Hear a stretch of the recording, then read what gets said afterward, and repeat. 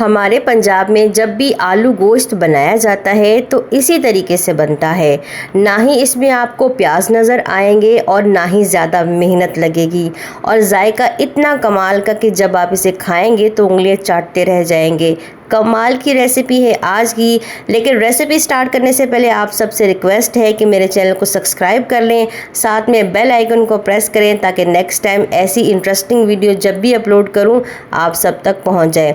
चले जी, अल्लाह रब्बुल इज़्ज़त के नाम से अपनी रेसिपी को हम स्टार्ट कर लेते हैं। बिस्मिल्लाहिर्रहमानिर्रहीम। सबसे पहले यहाँ पर मैंने एक पैन ले लिया है और इसमें मैंने लिया है आधा किलो गोश्त। यहाँ पर मैंने बकरी के गोश्त का इस्तेमाल किया है, आप चाहें तो बीफ भी इस्तेमाल कर सकते हैं। इसके बाद यहाँ पर मैंने 2 टमाटर डाल दिए, उनका छिलका इस तरीके से उतार लिया है। छिलका आप इसका लाजमी उतारें क्योंकि ये इसमें बिल्कुल भी अच्छा नहीं लगता।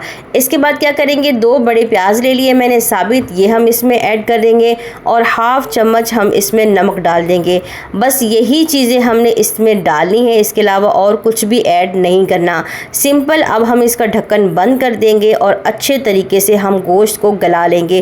गोश्त के गल जाने तक आपने इसको पकाना है। यहाँ देखें 30 से 35 मिनट हो चुके हैं और माशाल्लाह हमारा गोश्त जो है गल चुका है, पानी भी खुश्क हो चुका है और टमाटर और प्याज बिल्कुल मिक्स हो चुके हैं। इस पॉइंट पे आपने क्या करना है, चम्मच की मदद से टमाटर और प्याज को अच्छे तरीके से मैश कर देना है ताकि ये और अच्छे तरीके से इसमें मिक्स हो जाए। रेसिपी को पूरा वॉच कीजिएगा, स्किप नहीं कीजिएगा। अगर आप इसके स्किप करके देखेंगे तो आपकी रेसिपी ख़राब भी हो सकती है। फुल वॉच करें, हर बात को समझें, हर बात पर गौर करें तो इंशाल्लाह आपकी रेसिपी ऐसी ही मज़ेदार बनेगी। अच्छे तरीके से हमने इसको मैश कर देना है टमाटरों को और प्याज को ताकि ये सारी यकजान हो जाएं। ठीक हो गया जी। इसके बाद हम कुछ डालेंगे इसमें मसाले, जिसमें आधा चम्मच लाल मिर्ची है और आधा चम्मच हल्दी है, ये हम इसमें डाल देंगे। और उसके बाद यहाँ पर मैं डाल रही हूँ आधा चम्मच गरम मसाला, ये हमने इसमें डाल देने हैं। बस इसके अलावा और कोई भी मसाला इसमें ऐड नहीं करेंगे।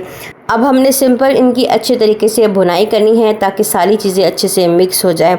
इस कुर्बानी पर आप इस रेसिपी को बनाइएगा, इंशाल्लाह ये आपको बहुत ही ज़्यादा पसंद आएगी और बहुत ही ज़्यादा ये मज़ेदार बनेगी और सबसे सिंपल के बहुत आसान रेसिपी है। इसके बाद यहाँ पर 1 कप मैंने ले लिया है कुकिंग ऑयल, ये हम इसमें डाल देंगे। पहले हमने मसाला डालकर उनकी भुनाई करनी है, उसके बाद हमने कुकिंग ऑयल डालकर इनकी भुनाई करनी है। अच्छे तरीके से दोबारा आपने कुकिंग ऑयल में इसकी भुनाई कर लेनी है। ठीक हो गया जी। यहाँ देखें जी, माशाल्लाह माशाल्लाह इसका ऑयल जो है वो अच्छे से पक चुका है, आप देख सकते हैं। इस तरह से जब बबल बनना स्टार्ट हो जाएँ तो आप समझें कि आपका मसाला रेडी हो चुका है। इसके बाद यहाँ पर मैंने आलू ले लिए हैं मोटे मोटे कटे हुए, ये हम इसमें डाल देंगे और इनको अच्छे से मिक्स कर देंगे। अब यहाँ पर गोश्त हमारा गल चुका है, मसाला इसमें बिल्कुल गायब हो चुका है जो हमने इसमें डाला था। देखिए यही इस रेसिपी की मेन चीज़ है कि हमें प्याज और टमाटर बिल्कुल गायब कर देने हैं, अच्छे से इनको मैश कर देना है। इसके बाद यहाँ पर मैंने 2 हरी मिर्चें ली हैं, ये हम इसमें ऐड कर देंगे और साथ साथ इनको भूनते जाएंगे। 4 से 5 मिनट आपने इनको अच्छे तरीके से भून लेना है, टमाटरों को, मसाले को और हरी मिर्चों को और आलूओं को। उसके बाद क्या करेंगे, हम इसमें डाल देंगे नमक। नमक आपने अपने टेस्ट के मुताबिक इसमें ऐड करना है। उसके बाद हम इसको भी अच्छे तरीके से मिक्स करेंगे।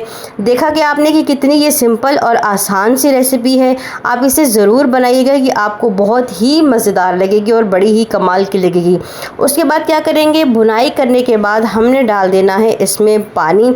अब पानी आपने इतना डालना है कि आलू भी अच्छे तरीके से गल जाए और हमारा शोरबा भी रेडी हो जाए। बिस्मिल्लाहिर्रहमानिर्रहीम। मैंने यहाँ पर 2 बड़े गिलास पानी इसमें शामिल किया है। आप अपने टेस्ट के मुताबिक डालें, आपको जितना ज़्यादा शोरबा चाहिए आप उतना पानी डाल सकते हैं और उतना पानी इसमें रख सकते हैं।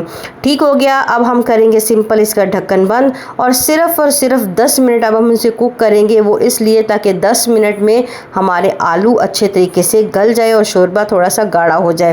बिस्मिल्लाहिर्रहमानिर्रहीम। यहाँ देखिए माशाल्लाह माशाल्लाह कि कितना खूबसूरत लग रहा है और ऑयल इसका ऊपर आ चुका है। अब मुझे इतना ही शोरबा चाहिए तो हम आलूओं को चेक करेंगे। आलू हमारे बिल्कुल गल चुके हैं और सिंपल अब हम इस पे डालेंगे खूब सारा हरा धनिया ताकि हमारे जो शोरबा है उसमें अच्छी सी खुशबू आए। बहुत ही सिंपल, बड़ी ही आसान सी रेसिपी है, आप लोगों ने लाजमन ट्राई करनी है इस कुर्बानी पे। ये आपको बहुत ही ज़्यादा पसंद आएगी क्योंकि क्विक, आसान और सिंपल सी रेसिपी है। फटाफट से चूल्हे पर चढ़ाएँ, अपना साथ में काम करते रहें, ये कुक होता रहेगा। उसके बाद हल्की सी इसकी भुनाई करें, मसाले डालें, पानी डालें, आलू डालें और फटाफट रेडी हो गया। अपना बहुत सारा ख्याल रखिएगा जी। अल्लाह हाफ़िज़।